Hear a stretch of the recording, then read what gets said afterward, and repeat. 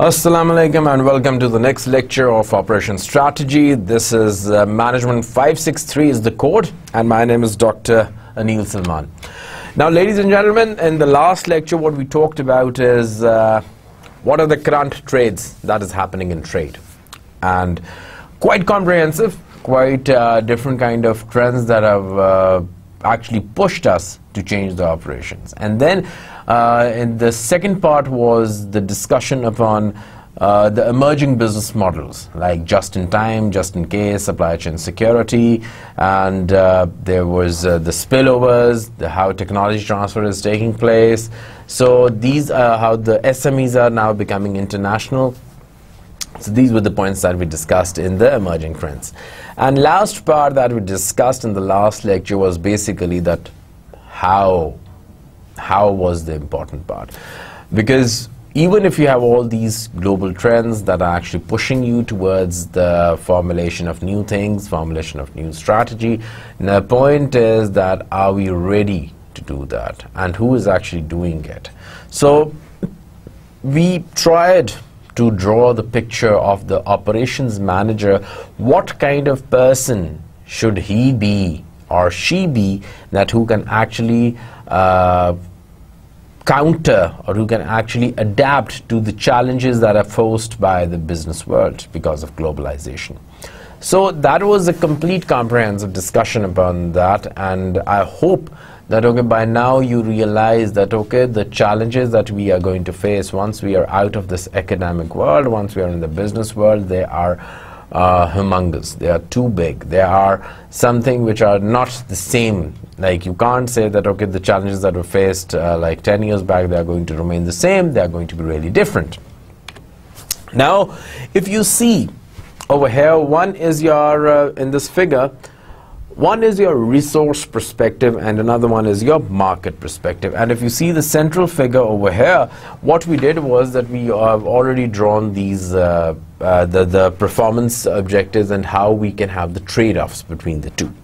Now, if you look on this side, this part, what we are doing is that it's basically the resource perspective, that the resources that we have as an operations manager. Over here, that is basically your market perspective, that what the market is actually giving you, or what is the market actually demanding from you. So we want to produce those things what the market is actually asking us. Now there's a trade-off. Right? In this trade-off, there is one performance objective number B and there is performance objective number A. And the performance objectives you already covered in the past, in the last two lectures, and that was like either you want quality, you want delivery, you want time, you want speed, what performance the 5 performance objectives on which we measured. So there's a trade-off that either you want to go to a higher level, you want to improve the standards of your performance, or you want to go. Now this achievement of performance objective is basically between these two forces. One is your operation resources and another one what the market actually requires. And on the basis of these two, we are actually redefining our performance objectives, that where we are actually heading to. Now, as in the last lecture I also talked about that operations performance can actually make or break any organization.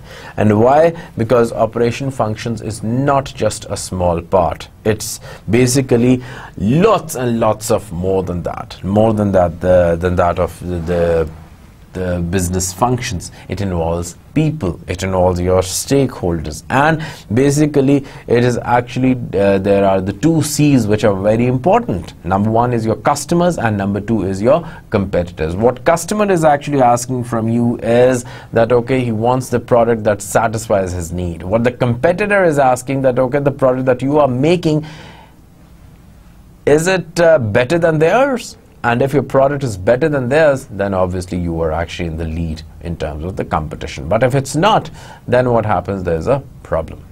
So given the function of operations, you can't say that it's just you are working with machines or you're just working with your laborer. There are so many other people who are actually engaged directly or indirectly with your business. Now, what are the perspectives of your stakeholders in terms of your operations performance? Now, stakeholders basically are the people, or that is the group that have legitimate interest in the operations strategy. Some are internal. There are internal stakeholders, for example, your employees, your workforce. They are directly related to your operations. And number two are your external. And external is, number one is society, they are your community groups, they are your company shareholders, and they might have a direct commercial relationship with the organization. For example, they are your suppliers, they are your customers, and they may not be. They might be the industrial regulations, the law department, right? So the stakeholder perspective is that they have their interest one way or the other with your organization or with your operations performance. Now, these are the stakeholders. For example, if there's a parcel delivery. Now, in parcel delivery, who is basically, who are the stakeholders? Let's see. Number one is your suppliers. What is the suppliers? What are the stakes with reference to the suppliers? That continue business, develop supplier capability, and provide transparent information. These are our demands in terms of parcel delivery from the supplier. Let's talk about society. What happens with society? That okay, they want us to increase the employment, enhance community well-being, produce sustainable products, and ensure clean environment. That's what society demands from you. The customer, that okay, you need to give them appropriate product or service specification. The quality needs to be consistent, the delivery needs to be fast, it needs to be dependable delivery, and the price needs to be acceptable. That's what customer wants. Now, coming on to the stakeholder, that is your employee. Now, with reference to employer, what employees are asking for, there has to be a continuous employment, the pay has to be fair, and the working conditions need to be conducive. There had to be something empowering, and there needs to be a personal development. Coming on to the shareholders of the company, they have their own stakes. Now, what are they looking for? They are looking for the economic value of the investment. So the return on investment needs to be good, and the ethical value. If you see, in the past few years, now in my previous lecture I was also talking about that ethics is very important. Now they are actually demanding that okay, there has to be an ethical approach in terms of your in terms of the businesses, in terms of the operations, in terms of how the operation manager is actually implementing this strategy, in terms of what is the relationship between your business and your shareholders. So that has to be ethical. It has to be based on some principles. So there should be no shady areas or no gray areas in between them. So after talking about stakeholders, let's go a little bit deeper. That what stakeholders are looking for. Number one, let's see in the first column there are stakeholders. Now, number two, what stakeholders actually expect from the operations, and number three, what operations wants from the stakeholders. So the first slide that I was showing you, that it's a two-way traffic. It's not just a one-way or a monotone. The stakeholders have some demands, but operations also demand something from the stakeholders. Now, that is very important as an operations manager, as a student of operations strategy, that when we are giving something, we are also asking for something. Now, what is that? Number one, it's your shareholders. Let's see what shareholders are actually asking. They are asking for the ROI, the return on their investment. If there is no investment returns, they are not interested. They are not part of their operation. Number two, they want to have stability of earnings. They don't want some ups and downs. On one quarter, you are giving them lots of money. On the other quarter, you say, well, you have to share the loss. No, their requirement is that, okay, the earnings needs to be stable. Number three, that there has to be liquidity of investment, like the ready cash. Then, in return, what operations are demanding from your stakeholder, and that is your shareholder, is basically the investment capital. I need investment, right? And number two, that okay, we need a long-term commitment. Remember, the relationship between your shareholder or any of the stakeholder, it should not be a transactory. It should not be that okay, you give something, I get something. It's basically a participative, and it should be a partnership. The shareholders should feel that they are part of the business, right? Number 2, the directorship, the top management. Top management is also one of an important stakeholder in terms of your operations management. And now what your top management is actually demanding is that basically your costs need to be lower. Your operation managers needs to be smart in terms of minimizing the cost. Then the revenue that needs to be secure. Number 3, there has to be the failure costs, they need to be lower, and there has to be lower risk of failure. They don't want a high risk failure. They want a very low or almost no failures in your operations. And they're always demanding that, okay, you need to be innovative. There has to be future innovations. The product needs to be dynamic. It should not be that the same kind of product we are producing, because customers also want a different kind of product. Customer also wants improvement. So there has to be continuous improvement in your product. Then comes your expectations from your top management, from your directors. Now, what are those expectations? Number 1, that they have to be coherent. Number 2, they have to be consistent. Number 3, they have to be clear, and the strategies, what the top management is actually trickling down to your to the operation managers, they need to be achievable. Don't give them the targets that are unachievable, because it is just going to create a chaos. So the strategies that these operations managers are translated, they are given, they need to be achievable, and they also request for they also need an appropriate investment, because once the investment is not good, you can't expect that, okay, the operation managers need to minimize the cost, they need to be very much innovative, because there have to be appropriate investment for the smooth running of your operations. So let's come to the third stakeholder. Your third stakeholder is your staff. It's your employees. Now, employees, the first question would be, they always require fair wages, right? The wages need to be fair. It should be compatible. It should be competitive. I should not be eye-winking with other companies just because my wage is low. Whatever I'm doing, I should be given fair wages for that.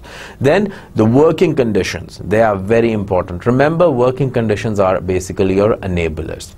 Google did a survey recently, and the finding that came out, that what actually motivate the employees that they stay in your organization, is it the wages? And you won't believe that the answer that came, they said, well, wages are now secondary. We are not just working for the sake of wages. It's basically your working environment. If your working environment is good, if an employee really wants that when he gets up in the morning, he says that, okay, I would love to go to my office because I want to spend more time, and that's why that is an enabling environment. They are looking for a good environment. Why World Bank is better as compared to any other commercial bank? Because World Bank, the way it has been structured, the way they have formed it, it actually makes employees happy. It actually makes employees satisfied. What they have done is that in the basement, if you ever visit the Washington DC office, there is a complete big shopping mall. There is a washing machines, all this, so that they can even do their laundry over there. Google, the offices are not like offices. The offices are basically like your room, your bedroom, because they feel that in Google the main thrust is your creativity, and you are the best. You are your creativity is at its peak when you are in your room. So therefore, these are the expectations from operations. Now let's see what operations are actually expecting from these employees. They want attendance. You have to be regular, right? Then they want diligence. You have to show your best efforts. Give your best efforts to the organization, to the operations. Then you need to be honest. And last one, there has to be an engagement. Again, it's a two-way traffic. So if the employees or if the staff is asking for good wages, they need to be honest, they need to be diligent, they need to be coming to the organization regularly, they need to contribute towards the business goals. Then comes the representative bodies, as I said, the legislative and all that. So number one, it would be, what are they expecting that whatever standards that you have developed, that should be in conformance with the national agreements. like in trade, and what W2 is actually saying in terms of trade liberalization, the organization needs to be complying with that. For example, the second part would be, I say my organization is ISO 9000 certified, so I need to actually comply with these standards so that my product is really a quality product. Then the consultation, there is always room. They are expecting that, okay, you need to consult with these organizations because they are there for the betterment of the product, they are there for the betterment of the society, they are there for these, they develop these safety nets for that, so that a good quality product is being given to the consumer. Then comes that what we are expecting for these from these organizations, from these trade unions, from these trade bodies, from these government organizations, and that is that they understand. They need to be understanding. There might be some constraints that maybe you are unable to fulfill whatever they are asking you to comply, so they need to understand those conditionalities. They need to understand those barriers. They need to understand what are the working conditions in your organization and how they are unable to match with their standards. Number two, there has to be fairness. It should not be that, okay, they are favoring some one organization X, and when it comes to your organization, they are being biased. So there has to be fairness. Again, the question of ethics in that. Then comes that whenever the organization is in problem, whenever your operations are in terms of they are stuck up somewhere, so they needs to help you in that particular situation. So they need to act like a problem solver rather than the problem creator. Then comes your suppliers. Chinese and Japanese have a very good philosophy in terms of suppliers. They said, well, suppliers are not suppliers, they are the partners. The moment you give them the vibe that they are the partners, it means that they are also sharing all kinds of risk. They are also sharing all kinds of what you would say, they are also sharing all kinds of profits, they are also sharing all kinds of pains, they are also sharing all kinds of gains.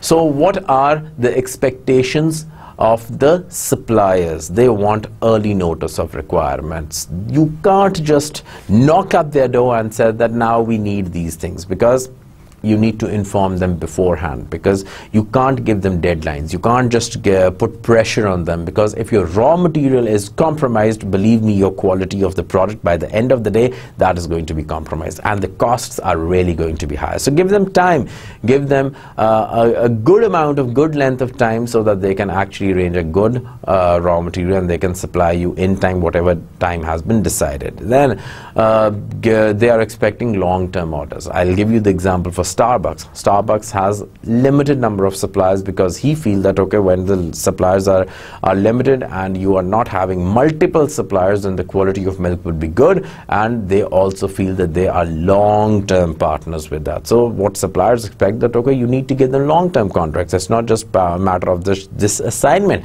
It is basically that you are their permanent suppliers, so they feel part of the organization. Then comes on-time payment. In terms of payment, they want the payments to be on time. In public organization, in procurement, you have seen that, okay, the bills are there, the processes are too long, so therefore there are very few suppliers who can work with the government because of these bureaucratic processes. So therefore they want the payment has to be on time. And I have seen some of the entrepreneurs over here that and suppliers always talk very high about these employers, is that, oh, the payment is, they are very swift in terms of payment. The moment you deliver the products, they will give you the payment. So they are very particular about the payment. Then the prices need to be fair. Do not exploit them as an organization. As an operations manager, don't quote higher prices. Just give them the fair prices, so that they also feel that, okay, they are not being you are not unfair to them.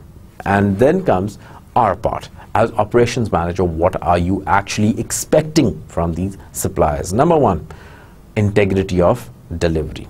The delivery has to be in terms of honesty. You are, whatever you show, whatever you tell, that has to be delivered. So operations are actually expecting that from them. Then the quality and volume, whatever is being agreed upon, that, okay, this would be the quality of that particular raw material, that has to be acceptable, that has to be given in that particular time. And the volume, so lots of gray areas are in terms of procurement, but in order to have a good supplier, this is what the operation manager is always expecting, that, okay, whatever volume has been agreed upon, they need to be given that. Then comes innovation.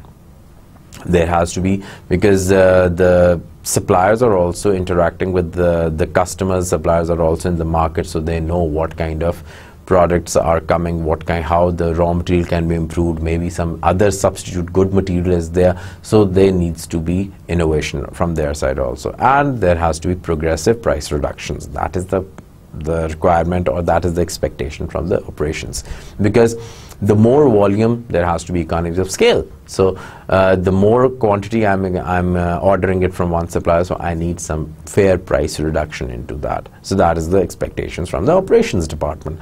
Now comes towards the financial regulators, or the regulators, these bodies. So number one, they want conformance of regulation. They want feedback on effective regulation. That, okay, was that tax system good? Was that wage law really good? So they want feedback on that. Now, in terms of the operations, what are the expectations from the regulators? Number one, there has to be consistency of regulation. It should not be that, okay, in one quarter you are passing some regulation and the other quarter you are actually changing that. So regulations are not to be changed. Rules are not there to be broken. Rules are not there to be twisted. Rules are there to actually make the operations much more swift. So what we say is that it should not be the apprehension of the operation manager, oh, it's just for this year, next year some other rule is going to come. So rules needs to be followed, and there has to be consistency in the regulation. Then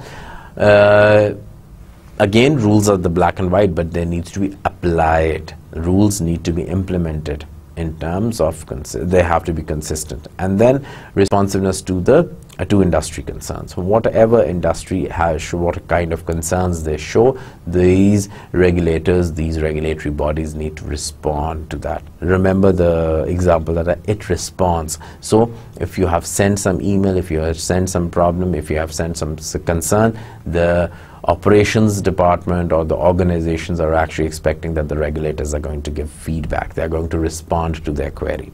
Then comes your government. Government, both at all three levels, local, national and regional. Government wants that there has to be conformance with the legal requirements. Whatever government says that you have to pay the tax, you have to clean the environment, you have to post CSR, all kinds of concerns, they have to be fulfilled. Then what is the contribution of the contribution to the economy? At all three levels, local, national and your regional. So organizations need to contribute. The government has actually allowed you to do the business. So if McDonald's, Procter & Gamble, Unilever, RB, Apple, Microsoft, all these organizations are working, so they need to contribute in terms of in the GDP, in the economy. Now what are the expectations from the government? Okay, the taxation need to be simple. You are not there to you are not there to actually punish these businessmen. You are there to actually facilitate them. So always keep the tax rates simple, tax procedures low. Then representation of local concerns. If you have any concerns, they need to be responded to. Then you have appropriate infrastructure. It's the job of the government to provide the infrastructure, and basically infrastructure is connecting the rural and the urban areas. So whenever, if any road is broken, it is the job of the government to actually pave the road, to make the road, because that is where the tax money is going. So the organizations should feel secure. Organizations should feel that, okay, if they are actually contributing towards the economy, if they are actually helping the government in terms of creating employment, so their concerns in terms of improvement of infrastructure, that should be there. Then there are lobby groups. These are the environmental lobby groups, for example, and what they do is that they're all the alignment of the organization's activities with whatever group they are promoting. So if there is, for example, the watchdogs in terms of environment, they are WWF, there is IUCN. So if they raise there any concern that, okay, let's go for green packaging, let's go for low air pollution. So it's the job of the operations, it's the job of the organization to sync their goals, whatever these organizations are doing, because these organizations are working for the society. They actually want a healthy environment. But in terms of from the organization, it should not be just targeted. It should not be just unfair targeting that, okay, I am just after this X organization, so let's lobby against it. No, it should be a fair. Then practical help in achieving aims. If organizations really want to go for going green, then these organizations, these lobby groups, these environmental groups need to help them in achieving these goals. Then comes the last part, that's your society. Society is a very big stakeholder, and what society is actually expecting from the organization, it's basically minimize the negative effects from the operation. For example, if you have opened up the factory, you can't just have lots and lots of air pollution or have noise pollution over there that actually affects the society and actually becoming an environmental cost. Then you have to maximize the positive effects. For example, you need to have the corporate social responsibility, you need to open the schools, you need to have hospitals, you need to create jobs for the locals over there. So that is the expectation from the society. Now what are we expecting from the society? That is basically that whatever organizational plans we are developing, the society needs to respect it and society needs to help in terms of achieving it. Now, as we said, talked about the last part, that was your society. Let's come to another dimension, that when society is asking a lot from the corporations, all these stakeholders have the expectations, so corporations need to respond to it, and that is your corporate social responsibility. Now how CSR has been defined, different people have defined it in a different way, different versions of CSR has come up. For example, some people say CSR, some people say responsibility, some people say true responsibility. So there are lots and lots of names for this particular activity. Now what exactly is CSR? Let me just read it for you. CSR is essentially about how business takes account of its economic, social and environmental impacts in the way it operates. So it's basically the operation and how they are actually conducting their operations. Basically, you have to maximize the benefits and minimize the downsides. Specifically, we see CSR, it's a volunteer action. No one is forcing you, but it's a volunteer action that business can take over and above compliance with minimum legal requirements to address both its own competitive advantages and interests of wider society. So you are taking something from the society, so it's your responsibility to give something from the society. You are earning profit from the people, so it's your responsibility to actually give something to people.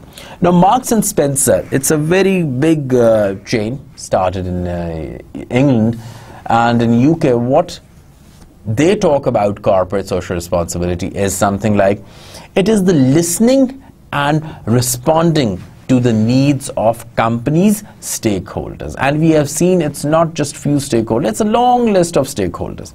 This includes requirement of sustainable development, and we believe that building good relationships with employees, suppliers and wider society is basically the key recipe for the long-term success. So if you are not going to have congenial relationships with your society, with your stakeholders, it is just a short-term time. It's just a short term that you can actually have profits. But if you want to go for the long term, you have to address and you have to be on the same page with your stakeholders.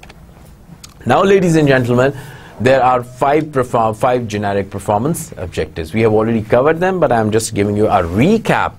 Number one, on which no one is going to compromise, is your quality. The quality is being right. Whatever you have said, you are doing it. Say what you do what you say. Then next comes your speed. Be fast. That okay? Your delivery is too good. It is just whatever you have promised, you are giving it, and you are giving it on time.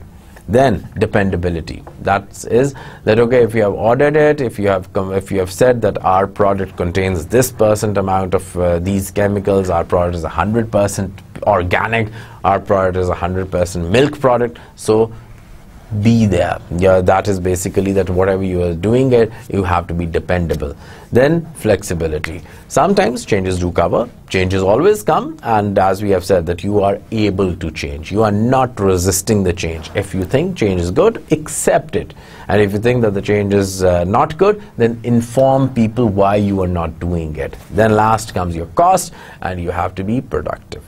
Now, the operation function can provide a competitive advantage through its performance of 5 competitive objectives. Now, remember these 5 competitive objectives. Number 1 is your quality, number 2 is your speed, number 3 is your dependability, number 4 is your flexibility, and number 5 is your cost. And on these 5 parameters, we are measuring the performance of any organization.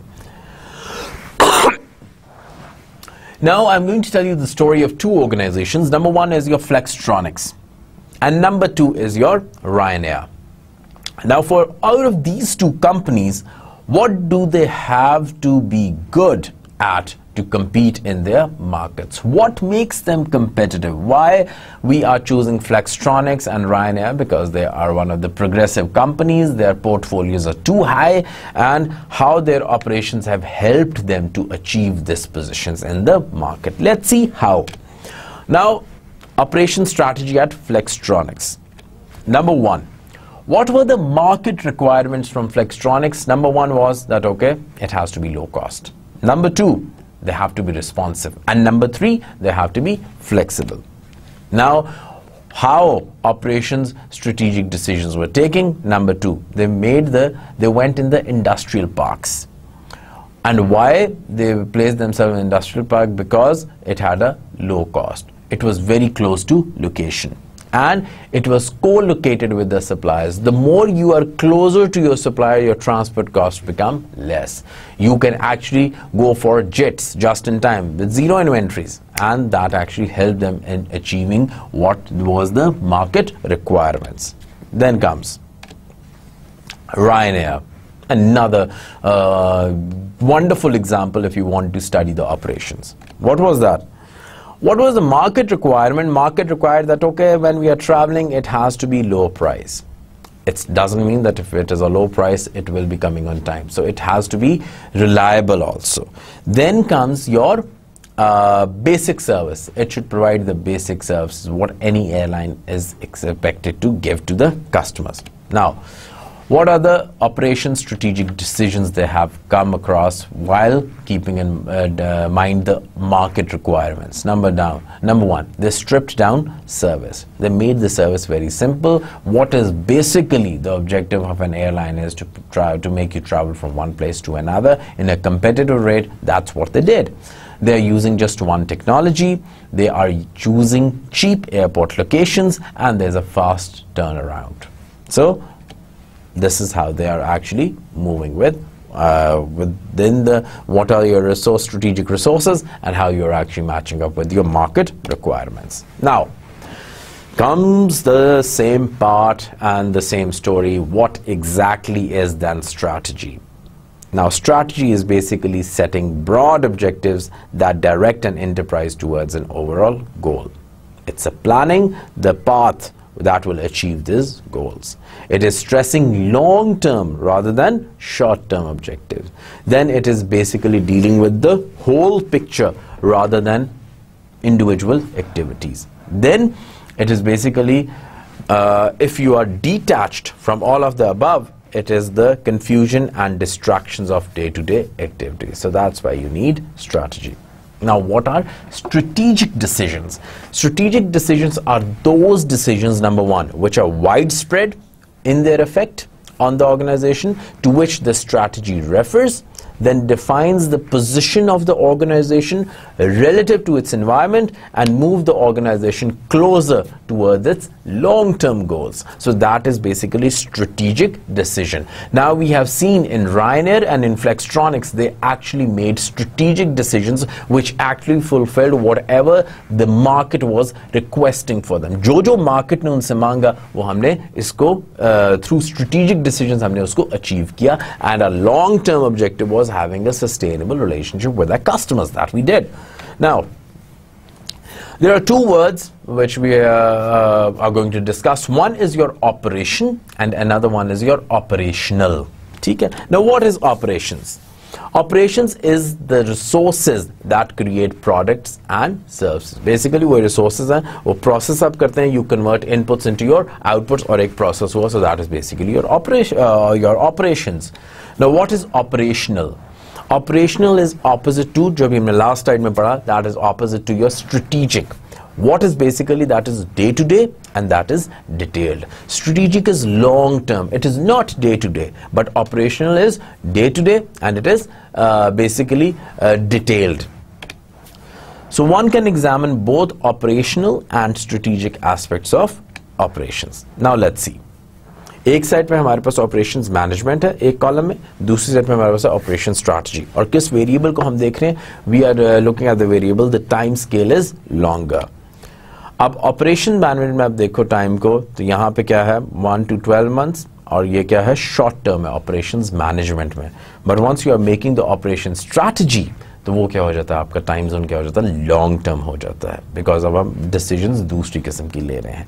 और time line अगर आप देखें operations management में is just 1 year, वहाँ पे 10 years तक जा रहा है. ठीक है. Then comes the level of analysis. The level of analysis is very higher. यहाँ पे क्या है, we are talking about micro level process. ठीक है, you are talking the micro level, उस ऑपरेशंस को आप देख रहे हो. For example I am talking about packaging, I am talking about processing, I am talking about dyeing, I am talking about weaving, अगर मैं टेक्सटाइल इंडस्ट्री को देखता हूँ. लेकिन अगर आप मैक्रो लेवल पे देखो, तो जब हम ऑपरेशन स्ट्रैटेजी बना रहे हैं तो हम ओवरऑल बाय पार्ट्स नहीं देख रहे, but what we have done is we have done the overall, कि सारे ऑपरेशंस को हम जब देख रहे होते हैं तब हम उसको स्ट्रैटेजी के अंदर लेके आते हैं. Then level of aggregation. अगर आप इसको देखो ऑपरेशंस मैनेजमेंट में, तो ऑपरेशन मैनेजमेंट में the level of aggregation is very detailed. ठीक है. Can we give tax services to small businesses market at Antwerp, that's a company name. अब यहां पे क्या हो जाता है, वहां पे वो डिटेल्ड है, यहां पे वो क्या है, एग्रीगेटेड. ओवरऑल हमने उसको सारे को सम अप कर दिया. What is our overall business advice capability compared with other capabilities, वो बहुत स्पेसिफिक है. It's very detailed to just one point. यहां पे क्या जाता है, ओवरऑल आप उसको देख रहे हैं. Then comes the abstraction. Abstraction में क्या होता है कि भी we in operations management we are very concrete, but in operation strategy एक है प्रैक्टिकल और एक है थ्योरेटिकल. और ऑपरेशन स्ट्रैटेजी में हम क्या कर रहे हैं, वी आर वेरी फिलोसॉफिकल. वहां पे हम क्या करते हैं, वी आर वेरी कॉन्क्रीट. जी, how do we improve out our purchasing procedure, very concrete कि जी हम ये काम करना चाह रहे हैं. But what happens in philosophical part, should we develop strategic alliances with the supplier, that is a long term work. ठीक है, दैट इज मोर फिलोसफी कि जी अब हम कंपेटिटिव हों या हम अपने कोलैबोरेटिव करते हैं. अब हम सप्लायर्स के साथ किस किस्म का रिलेशनशिप रखें, शॉर्ट टर्म रखें, लॉन्ग टर्म रखें. So this is what we are looking in terms of philosophical. Then comes operations. क्या है, as an implementer of strategy. आपकी स्ट्रैटेजी आई, आपने ऑपरेशंस उस पर किया, और ऑपरेशंस ने क्या किया, ऑपरेशंस इंप्लीमेंट स्ट्रैटेजी. नंबर 2 देखें, ऑपरेशंस क्या है, they are the supporters of strategy. एक स्ट्रैटेजी है और उसको ऑपरेशंस ने इंप्लीमेंट किया, तो now you see operations are actually वो जिसे कहते हैं सपोर्टिंग द स्ट्रैटेजी, उसके मुताबिक चल रही, जो स्ट्रैटेजी उसके मुताबिक ऑपरेशंस हो रहे हैं. So that is actually supporting the strategy. Number 3 देखें, operations as driver of strategy, कि जी ऑपरेशंस किसको ड्राइव कर रहे हैं, स्ट्रैटेजी को ड्राइव कर रहे हैं. So the 3 lessons that we learn कि जी स्ट्रैटेजी और ऑपरेशंस में क्या रिलेशनशिप है. Number 1, operations implement strategy. Number 2, operations support strategy. And number 3, operations drive strategy. Number 1, implement. Number 2, support. And number 3, drive. Now comes the strategic role of operations function. There are 3 key attributes of operation strategy, और उसके अंदर operations contribution क्या है. Let's see. Number 1, implementing. जब आप implementing part पे आते हैं तो क्या है operations की contribution? क्या है? You have to be dependable, you have to operationalize your strategy, and you have to explain the practicalities. Again go back to the previous one. Here you see implement, support, and then comes your drive. अब next में मैंने सबसे पहले implementing को देखा. अब implementing में operations की contribution क्या है. Number 1 is that you have to be dependable. Number 2 कि आपकी जो strategy है उसको आप क्या करें, implement करें, operationalize करें. And number 3, you have to explain the practicalities. Number 2, supporting में अब क्या हम फंक्शंस करें. सपोर्टिंग में number 1, it has to, operations needs to be appropriate. Operations contribution क्या होगा? They have to understand the strategy. अगर आप कहते हैं I'm supporting it, operations department कहता है, इसका मतलब you have to understand the strategy, what is actually saying. सभी आप उसको support करेंगे ना. Then comes, it should contribute towards the decisions. जो decisions हो रहे हैं आपके operations उसको उसमें आपके operations की उसमें contribution होनी चाहिए. Third, driving. Number one, in driving you have to be innovative. Operations need to be innovative. Number two, it needs to be providing a foundation of strategy. And number three, it should have a long-term capabilities. ये हैं operations किस तरह sync हो रहे हैं आपकी strategy के साथ. So now let's see the 4-stage model of your operations contribution. अब क्या हो रहा है on the horizontal side? अगर आप देखें, what we are doing is that there is number one, increasing operation capabilities. कि आप अपनी operations capabilities increase करें, और वहाँ से आपका vertical axis पे अगर आप देखें, so that is basically your strategic impact कितना हो रहा है. ठीक है. Number one, correct the worst problems. जो सबसे इस वक्त आपकी ऑपरेशन में प्रॉब्लम है, सबसे पहले हम क्या करते हैं, उनको करेक्ट करते हैं. अब ऑपरेशंस वाली साइड पे क्या आएगा? Internally neutral. बट आपका जो वर्टिकल साइड पे अगर आप देखें तो it says holding the organisation back. Number two, अब क्या हुआ? एक्सटर्नली अब हम चले जाते हैं. स्टेज 2 क्या आता है कि करेक्ट द प्रॉब्लम्स, उसके बाद अडॉप्ट द बेस्ट प्रैक्टिसेस. अब बेस्ट प्रैक्टिस के अंदर ये जो फर्स्ट फेज आता है, that is basically your implementing the strategy. Now अब इम्प्लीमेंट जब आपने किया तो what you are as good as competitors. The third part, supporting the strategy. फिर से अब आप क्या हो रहे हैं? इंटरनली सपोर्टिव हैं और you are clearly the best in the industry. वो आपका स्ट्रेटेजिक इंपैक्ट आ रहा है. ठीक है. फोर्थ क्या आ जाता है? Give an operations advantage. वो जो आपने इनोवेशन की वहां पे क्या, you are actually driving the strategy, and यहां पे आप क्या हो जाता है? Externally supportive. इंटरनली न्यूट्रल जब प्रॉब्लम है, फिर अब एक्सटर्नली न्यूट्रल, फिर इंटरनली सपोर्टिव और एक्सटर्नली सपोर्टिव, और सबसे ऊपर आपका क्या आ गया? स्ट्रेटेजिक इंपैक्ट क्या हुआ है? Redefining the industry expectations. And this is basically आपका जो देखते हैं, so that is basically the increasing contribution of your operations. How operations is actually contributing towards the strategy. Now, there are 4 perspectives जो कि भी हमने पीछे पढ़े on the operation strategy. ये आपकी operation strategy आ गई. Number 1, top down perspective क्या है? जो पहला perspective हम बात करते हैं कि जी आपका top down perspective क्या है, and the top down perspective is basically what do businesses want operations to do. कि जी आपकी ऑर्गेनाइजेशन चाहती क्या है आपके ऑपरेशंस, किस किस्म के आपके ऑपरेशंस होने चाहिए. That is top down. It is coming from the top management. पहला पर्सपेक्टिव कि जी आपकी टॉप मैनेजमेंट क्या चाहती है, कैसा ऑपरेशंस होना चाहिए. Go back to that part जहां पे हम एक्सपेक्टेशंस कर रहे थे कि और आपकी टॉप मैनेजमेंट की एक्सपेक्टेशंस क्या है. So what the business wants operations to do. Number 2, what day-to-day experience suggests operations should do. That is basically your experiential learning. और ये क्या है? Bottom up perspective. What day-to-day, daily experience, जो आपका experience है, जो once you are doing it, suggests operation should do. Top वाले क्या expect कर रहे हैं, नीचे वाले what हम उससे lesson क्या learn करने के, हमारे operations कैसे होने चाहिए, the practical realities. Then market perspective. Market क्या कहती है? What the market position requires operation. क्योंकि मार्केट क्या चाहती है कि operations कैसे होने चाहिए. And the fourth perspective is operation resource perspective, and that is what operation resources can do. Now ये जो combination है, ये आपको क्या कर रहे थे? आपकी ऑपरेशन स्ट्रैटेजी आपकी कर रहे हैं, और ये जो है दोनों ऑपरेशन रिसोर्सेज और आपका जो ऑपरेशन मार्केट का है, इन दोनों से आपकी क्या हो रही है?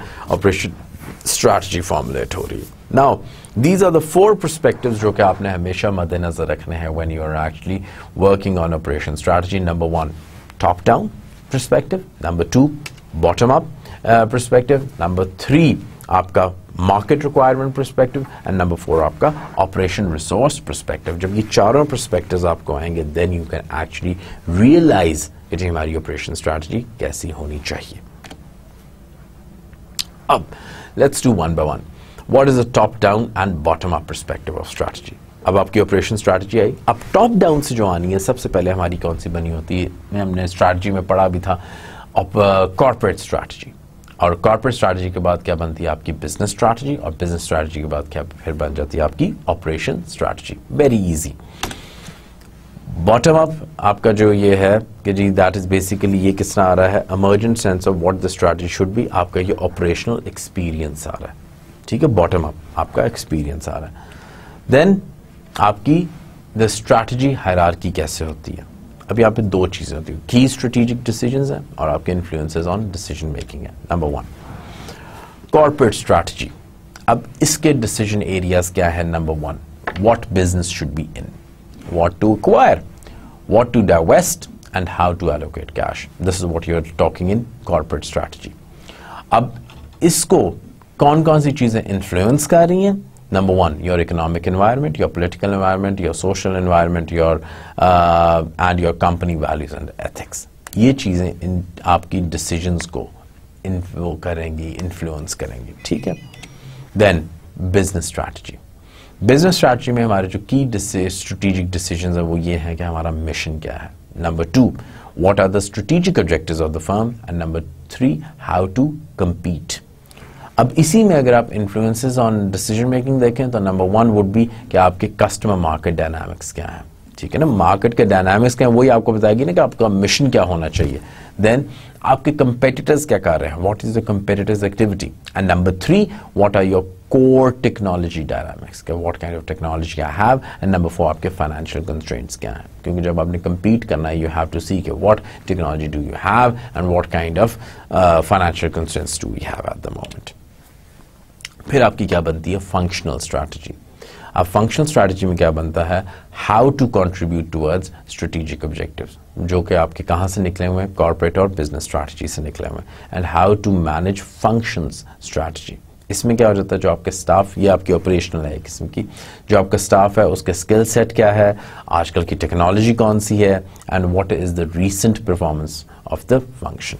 जो अभी जो हमने परफॉर्मेंस मेजर की थी वो जो 5 हमने वो वेरिएबल्स डिफाइन किए थे, ठीक है, पैरामीटर्स को डिफाइन किए थे. अब आ जाता है product life cycle. Everyone has done that management के कोर्स में, and that is introduction, growth, maturity, and then comes your last one is your decline. अब इसके अंदर आप देखो on the vertical axis you are looking in the slide, that is your sales volume, और horizontal axis पे आपका time है. Let's see, ये आपका क्या बना, प्रोडक्ट या सर्विस लाइफ साइकिल. शुरू में it is at the introductory stage, फिर आपकी ग्रोथ होती है, फिर आप मैच्योरिटी पॉइंट्स, और फिर आपका क्या आ जाता है, डिक्लाइन आ जाता है, ठीक है. That is introduction, growth, maturity and decline. अब let's see about the effects. अब क्या होगा, वॉल्यूम, देखो कौन कौन से वेरिएबल्स और वॉल्यूम्स हैं. नंबर 2 कस्टमर्स हैं, नंबर 3 कंपेटिटर्स हैं, एंड नंबर 4 आपका वैरायटी ऑफ प्रोडक्ट या सर्विस डिजाइन. इसमें क्या होगा, इंट्रोडक्टरी जब स्टेज होती है तो ये 4 आपको मिलेंगे reactions. Number 1, When you are at the introductory stage, तो आपका sales volume कैसा होगा, बड़ी slow होगी, because people don't know about the product, people are getting used to it, it's just a new one, so therefore आपकी slow growth होगी sales में. Customers आपके कैसे होंगे, they are innovators, people who are actually trying your product, they are actually buying your product, वो क्या है, वो innovators हैं, वो नई नई चीज़ों को देखना चाहते हैं. So those are the innovators. आपके जो कंपेटिटर्स होंगे बहुत कम होते हैं या ऑलमोस्ट शायद कोई ना हो, क्योंकि आप भी बिजनेस उस लाइन में करते हैं जहाँ पे आपको पोटेंशियल नज़र आता है, जहाँ पे आपका मार्केट शेयर आपको लगता है that you can actually capture more. अगर वहाँ पे पहले ही 200 आपका कंपेटिटर बैठा हुआ है तो going into that market is very difficult, ठीक है. देन वैरायटी ऑफ प्रोडक्ट, अभी आपकी कस्टमाइजेशन होगी और फ्रीक्वेंट डिज़ाइन चेंजेस होंगे, क्योंकि स्टार्ट में है, जैसे जैसे फीडबैक मिल रहा है आप उसको मॉडिफाई कर रहे थे, क्योंकि एक रिमेंबर हमारे अच्छे ऑपरेशंस की क्वालिटी क्या थी, that there is flexibility into it. Let's come to the second phase and that is growth. Growth में क्या होगा कि अब ग्रोथ में आपकी जो वही जो स्लो ग्रोथ थी इन सेल्स, अब वो क्या हो जाएगी, आपकी ज़्यादा हो रही, that is going to be a rapid growth in your sales volume. Number 2, आपके कस्टमर्स अब क्या हो जाएंगे, early adopters which are now started liking your product, वो आपका खरीदते हैं, so now they are no more innovators, they are actually adopters. Then third comes your competitors. What are competitors doing? There is increasing number. अब आपकी market ज़्यादा बड़ी होती जाएगी, अब और लोग भी आ जाएंगे मार्केट के अंदर, so in growth stage there are more competitors. और आपकी प्रोडक्ट कैसा हो जाएगी, now it is increasingly standardized because people have used to your product, now they're adopting your product, so वो standardized किस्म का होता है। What happens to your maturity? Its levels आपके क्या होते हैं, slow, sales slow and level of. अब आप एक सस्टेनेबल किस्म का एक रेवेन्यू आपको मिल रहा होता है, तो आपकी सेल्स अप और डाउन नहीं हो रही थी, आपको आइडिया होता है आपने कितनी प्रोडक्शन करनी है और आपको उससे कितना रेवेन्यू मिलेगा। कस्टमर्स अब कैसे हो गए, आपकी बल्क ऑफ मार्केट। शुरू में क्या थे, अर्ली अडॉप्टर्स थे ग्रोथ में, now you have bulk of customers. Then आपके कंपेटिटर्स भी जो मार्केट के कंपटीशन को सस्टेन किया, they stayed, otherwise rest of the people have left the market. So आपके जो कंपेटिटर्स भी आ गए, there is a stable market. और आपकी जो product design, it's basically the emerging dominant types, जो सबसे ज़्यादा चलते हैं वो आपके डिज़ाइन में। अब अगर आ जाता है आपकी डिक्लाइन आ जाता है, तो डिक्लाइन में अब क्या हो जाता है, मार्केट नीड्स लार्जली मेट, कि जो मार्केट की शुरू में आपने नीड पहले क्रिएट की, जो नीड थी, अनमेट नीड थी, वो आप पूरी कर रहे थे, अब ऑलमोस्ट सारी आपकी नीड पूरी हो गई है। Now people don't want that. Now जो कस्टमर्स जो अभी भी ले रहे हैं, they are known as laggards, innovators, early adopters, bulk of market, and then comes your laggards. अब आपके लैगर्ड्स हैं जो बस ले रहे हैं आपका product. Then comes your competitors, वो भी मार्केट से अब क्या हो रहे थे, निकल रहे थे, उसमें आपकी प्रॉफिटेबिलिटी या people don't like the product या फैशन चेंज हो गया, सो नाउ वो आपके क्या होते हैं, डिक्लाइनिंग नंबर्स आ जाते हैं। एंड देन कम्स योर किस किस्म का प्रोडक्ट है, that is basically possibly moves to commodity standardisation, कहीं से भी ले लो आपका प्रोडक्ट अब स्टैंडर्डाइज हो चुका है। अब क्या होता है नेक्स्ट, वही चीज़, लेकिन अब हम और वेरिएबल्स देखते हैं, introduction, growth, maturity and decline. लेकिन now we are talking about order winners and order qualifiers. Now who are the order winners?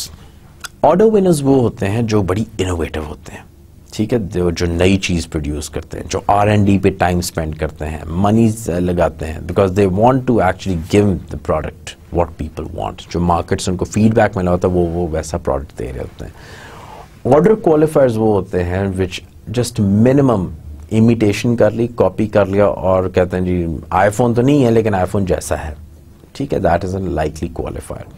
And last में आपका आ जाता है डोमिनेंट परफॉर्मेंस ऑब्जेक्टिव्स कौन से। अब इंट्रोडक्टरी स्टेज के ऊपर जो आपके ऑर्डर विनर्स होते हैं वो कैसा बिहेव करते हैं, प्रोडक्ट, सर्विस, कैरेक्टरिस्टिक्स आपके उसके अंदर देखे जाते हैं, ठीक है, जो ऑर्डर विनर्स होते हैं।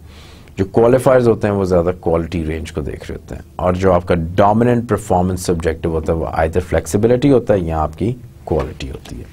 नंबर 2, लाइकली ऑर्डर विनर्स कौन से वेरिएबल होंगे, जो पैरामीटर्स होंगे, number 1 is your availability and number 2 is your quality for the order winners. For order क्वालिफायर्स it is basically कि वो प्राइस रेंज पे जा रहे होते हैं, अपने डिसीजंस प्राइस पे कर रहे होते हैं, प्राइस ज़्यादा है या प्राइस कम है, प्राइस के वेरिएबल को फ्लक्चुएट करते हैं। And for the dominant performance objective जो कौन सा होता है, दे आर ना, अब आपका जो परफॉर्मेंस ऑब्जेक्टिव जो चल रहा है, जिस पे वो मेजर कर रहा है अपनी परफॉर्मेंस ऑपरेशंस की, speed, dependability and quality. Quality आपकी हर जगह है। Now let's come to the third part. अब ऑर्डर विनर्स क्या कर रहे होते हैं, low price, it should be dependable, और आपकी सप्लाई क्या हो, सस्टेनेबल हो। जो क्वालिफायर ऑर्डर क्वालिफायर होते हैं वो क्वालिटी और रेंज पे करते हैं, और जो आपके डोमिनेंट परफॉर्मेंस वेरिएबल्स हैं वो आपकी कॉस्ट है या आपकी डिपेंडेबिलिटी है। Then comes your decline. Decline पे अब हम क्या बात करते हैं, that this is basically that order winners are now talking about low price, order qualifiers they are looking for dependable supply, कि सप्लाई एटलीस्ट होती रहे।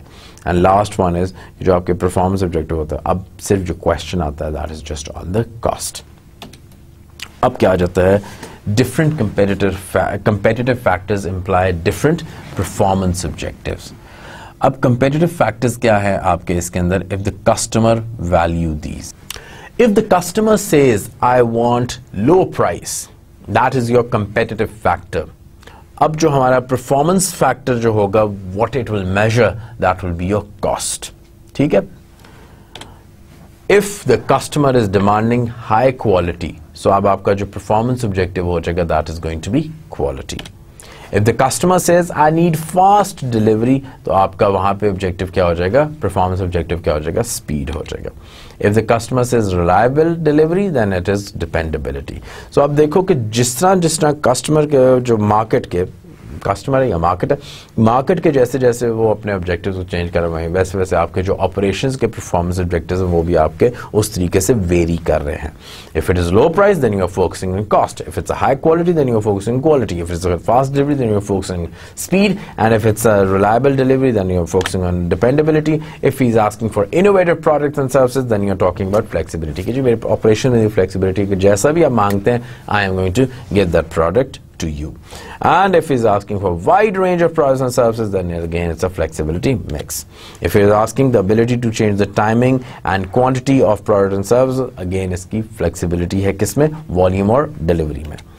Now order winners और order qualifiers के and less important competitive forces. Now इस matrix को अगर आप देखें, नीचे अगर आप जाते हैं तो नेगेटिव है, मिडिल में रहते हैं तो इट्स न्यूट्रल, और अगर ऊपर जाते हैं तो इट्स पॉजिटिव, और ये है आपका कंपेटिटिव बेनिफिट.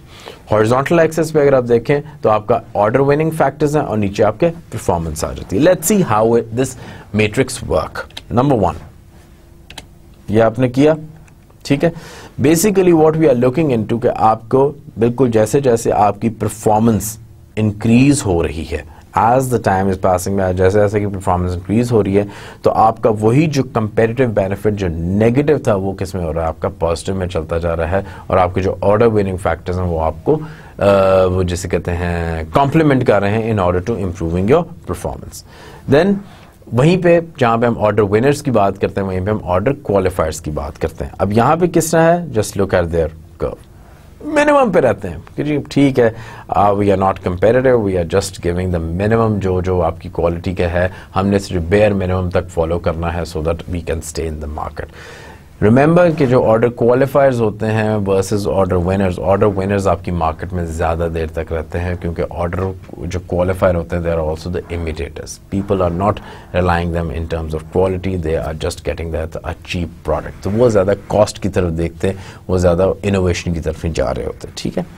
देन कम्स, पहले हमने क्वालिफाइंग फैक्टर्स देखे, अब हम देखते हैं लेस इंपॉर्टेंट फैक्टर्स. इसमें आपका चार्ट क्या बनता है, न्यूट्रल से इसी तरह रहता है कि जी okay they are just looking into the performance. आपकी पहले नेगेटिव में जा रही थी कंपैरेटिव बेनिफिट, और जैसे जैसे आपकी इंप्रूव होती है तो आपके बेटर हो जाती है आपकी परफॉर्मेंस.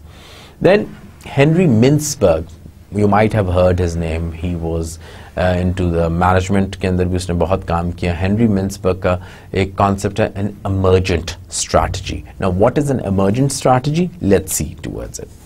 एक होती है आपकी intended strategy, जो मैं करना चाहता हूँ, ठीक है. फिर आपकी क्या होती है deliberative strategy, and then comes your realized strategy. अब इसने कहा कि जी पहले intended होती है, फिर क्या बन जाती है, वो डिलिबरेटिव बन जाती है, and later on it turns into a realised strategy. अब इंटेंडेड से समटाइम्स वो कब हो जाती है, इट्स एन अनरियलाइज्ड स्ट्रैटेजी, और अनरियलाइज्ड स्ट्रैटेजी से दोबारा फिर से हम किस में चले जाते हैं, इमर्जेंट स्ट्रैटेजी यहाँ से आ जाती है कि जी आपने उसको रियलाइज किया ही नहीं, and that's why as the time passes by, जिस तरह हुआ तो उसके बाद फिर वो दोबारा फिर से वही फैक्टर आ जाता है, and then it becomes the emergent strategy. Now, what are the reconciling market requirements and operation resources? Market requirements, एक बात याद रखिएगा, जब भी आप ऑपरेशन स्ट्रैटेजी पढ़ रहे हैं दो चीज़ें आपको हमेशा याद रहेंगी. One is your market requirements and other one is your operation resources. Market requirements आपको क्या बताती हैं, what you need to compete in the market, what you actually need to compete in the market. Then what you want from your operations to help you to compete. फिर operation resources आपको क्या बता रहे होते हैं, what you have in terms of operation capability, क्या आपके पास है क्या, and बाद में वो क्या बनता है, what you do to maintain your capabilities and satisfy markets. ठीक है. Remember this matrix. Number 1, market आपको क्या क्या बता रही है, what you need to compete in the market. फिर वो आगे क्या बन जाता है, what you want from your operations to help you compete. Then operations resources में क्या आता है, what you have, right? in terms of operation capabilities, और फिर what you do में क्या आ जाता है, to maintain your capabilities and satisfy the markets. इस तरीके से ये वाली चलेगी equation. एंड यहाँ पे फिर क्या हो जाता है, what you want and what you do. यहाँ पे strategic reconciliation आपकी आ जाती है, ठीक है. And these two are always working similarly like this. So, अब challenge क्या आ जाता है, after reading all this, then we have to formulate our operations strategy. So, operation strategy क्या होती है, that is basically, it needs to be appropriate. Now, when we are talking about an appropriate operation strategy, if you remember the past slides, हमने कहा था कि जी आपका जो organization है या जो top management है, जो top to bottom जो model था, उसमें वो ऐसी strategy they that is achievable. ठीक है, मैं ये ना कहूँ कि जी I am going to be at break even within the 6 months of my operation. It might or it may not happen. I'm going to give 70% of the sales target to my staff. They can't do it. आपने उनकी capabilities देखनी है, ठीक है? So it needs to be appropriate. Number 2, operation strategy needs to be comprehensive. You remember the word philosophical? So और हमने कहा जी strategy को वो implement करता है, support करता है. So what we are trying to say is कि जो strategy जब आप बनाते हैं तो उसको comprehensive होना चाहिए so that it can actually translate कि आपने जो चीज़ें उसके अंदर corporate strategy में कही हुई हैं, जो चीज़ें आपने business strategy में की हुई हैं, that is actually being translated in your operational strategy. So until and unless it is not telling you what actually the organization asks you from, what kind of operations you want to do, how you are going to have a sustainable competitive advantage, it's totally unclear. So it needs to be appropriate and it needs to be comprehensive. Comprehensive में यानी it should be clearly in black and white कि आपका जब operations manager उस strategy को पढ़े तो he should understand कि जी what the organization is actually asking me in terms of my operations management. क्योंकि जब तक strategy clear नहीं होगी आपकी management ठीक नहीं हो सकती, ठीक है? अगर strategy आपको clearly understood हो जाती है तो you will completely manage it according to your वो जैसे कहते हैं जो मार्केट नीड्स आ रही हैं, जो आपके रिसोर्सेज हैं. लेकिन अगर आपकी वो कॉम्प्रिहेंसिव नहीं है, if it's unclear, then you can not use these to कि जी मार्केट क्या मुझसे चाह रही है और मेरे पास रिसोर्सेज क्या हैं. Then it needs to be coherent. Coherent is basically कि जी obviously I have the corporate strategy with me, I have my business strategy with me, I have this functional, that is the operational strategy with me, so they needs to be coherent with each other. ये ना हो कि भी तीनों में divergence आ रही हो. If there is divergence, no, it's not a good strategy. So our operation strategy should be based on what the business strategy actually is asking for. ठीक है, what the organization is at the moment and what the organization wants to be here in future. इस gap को वाकई किस तरह fill किया जाएगा? This is should be translated. That should be coherent with your corporate strategy. Your operational strategy needs to be synchronized with that. And number 4, it's basically कि आपकी जो operation strategy हो वो consistent हो. अभी जब हम stakeholder analysis कर रहे थे, आपने देखा होगा that every वो जो थी every organization has said or every stakeholder actually demanded that there has to be consistency in the policies, there has to be consistency in the strategy, it has to be consistent, it has to be coherent, it has to be comprehensive, it has to be appropriate. This is basically the challenge in the formulation of an operations strategy. Because अगर आपकी इन चारों में से कोई भी चीज़ miss होती है, your operation strategy is incomplete. और जो operation manager है, चाहे वो कितना ही qualified हो, it is not going to work, right? Because operations manager is unable to decipher what is being written. Because until unless he doesn't understand, it is not clear, उसके operations management ठीक नहीं होंगे, and if the operations management is not there, then you are not actually fulfilling the long-term goals which you are actually going for. अब क्या होता है कि implementation agenda is needed. वही वाली बात कि black and white में आपने कमाल की लिखी हुई है, but we need an implementer and we need an implementation agenda. How we do it? Number 1, कि आपको ये पता होना चाहिए कि once you have formulated an operation strategy, when to start, कब से start करनी है, ठीक है. Number 2, where to start, from where you are going to actually take off. Number 3, how fast to proceed. There has to be a timeline that okay, कब तक आपने इसको proceed करना है, कितनी तेजी से आपने इसको proceed करना है. And number 4, how to coordinate the implementation program. ठीक है, and that is the fourth part कि जी implementation is not just कि जी आपने उसको apply कर दिया, basically it's a step by step process और आपने उसको coordinate करना है. And remember, on every implementation of the operation strategy हम क्या कर रहे हैं, हम अपनी strategy को measure करते हैं और हम उसको क्या measure करते हैं, मतलब 5 हमने performance parameters हमने define किए थे, that is either it's a good strategy or it's a bad strategy. Either the strategy is actually helping us in terms of formulating our in terms of achieving our objectives or not. Either this strategy is really leading us towards the achievement of the long-term goal or not. ठीक है, so इसके लिए हम क्या कर रहे होते हैं, हम उसकी complete coordination कर रहे होते हैं, हम उसकी monitoring कर रहे होते हैं कि जी जो जैसे जैसे आपके operations management हो रही होती है, what we are doing is that we are actually monitoring it, that whether your operation strategy is giving you the desired results or not through the operations management. Now, what are the 5 P's of operation strategy implementation? I hope you remember the 4 P's जो कि हम marketing के अंदर करते थे, जिसको हम marketing mix कहते हैं, product, price, place and promotion.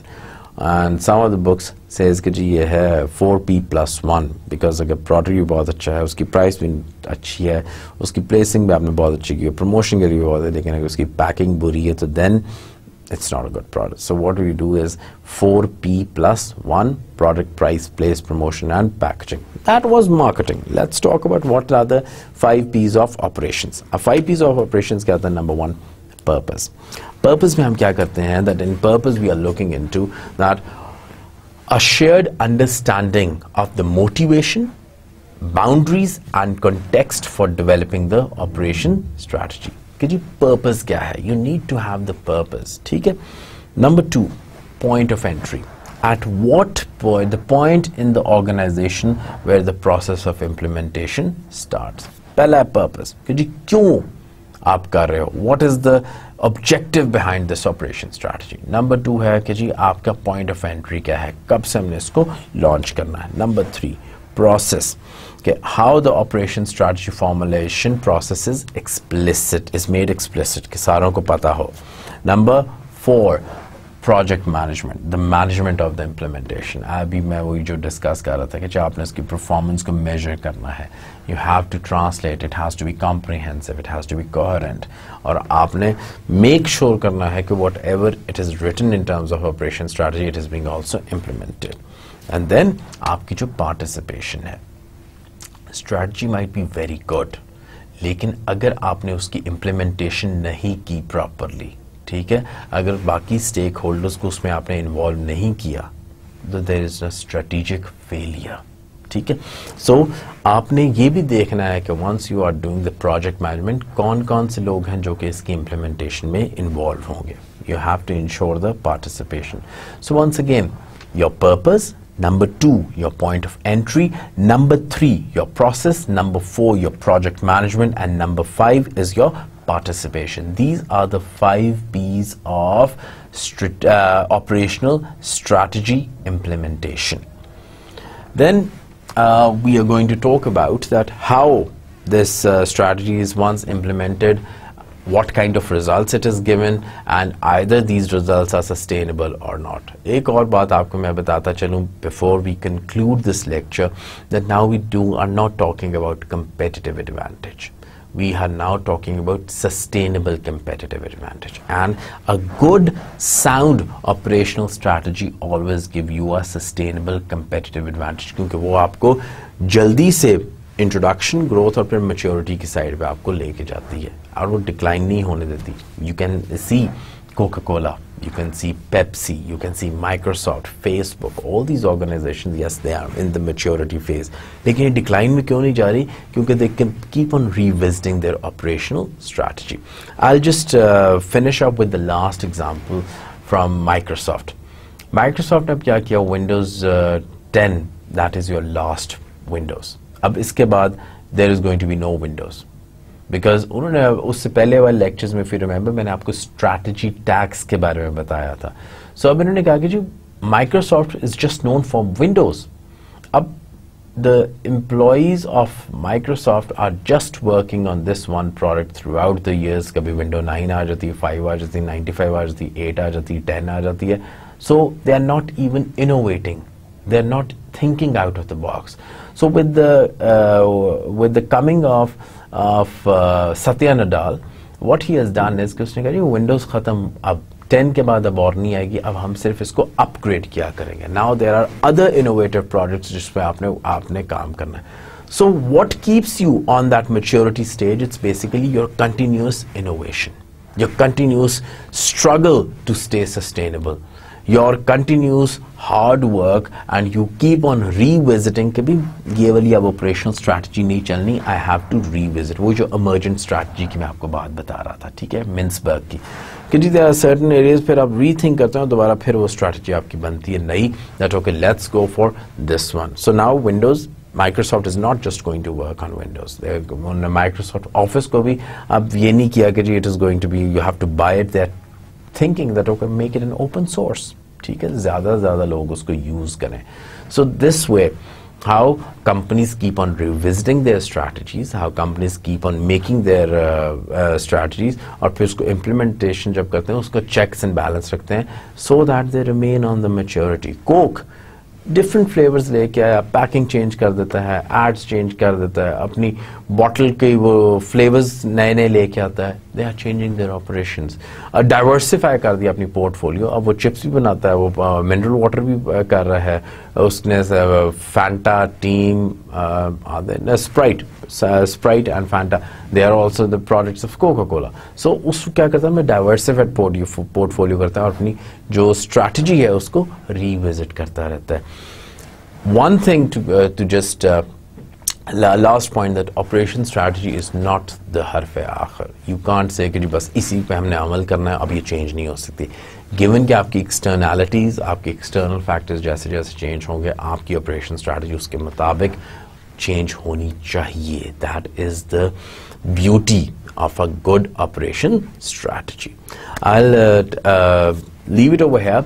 And next time, as I said, that we will be talking about that what are the alternatives of an operation strategy. अगर ये नहीं होती, क्या organization नहीं चल सकती? So we'll be talking about that more in detail. Till then, take care of yourself and see you in the next lecture. Keep reading and keep smiling. Allah Hafiz.